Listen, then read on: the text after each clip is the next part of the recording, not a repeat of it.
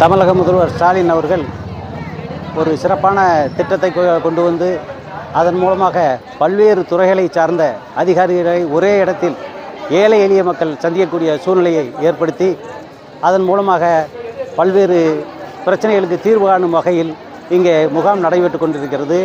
இந்த முகாமில் எல்லம் மகாலில் நடைபெறும் இந்த முகாமில் வார்டு 32, வார்டு 34, வார்டு 35 ஆகிய பகுதியைச் சேர்ந்த மக்கள் அங்கங்கே அந்த அதிகாரிகளை சந்தித்து தங்களுடைய கோரிக்கை மனுக்களை கொடுத்து அந்த முகாம் சிறப்பாக நடைபெற்று கொண்டிருக்கிறது.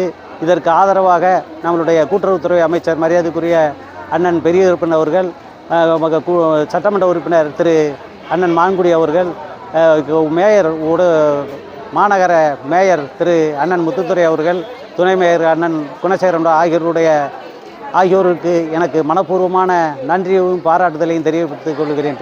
நன்றி, வணக்கம்.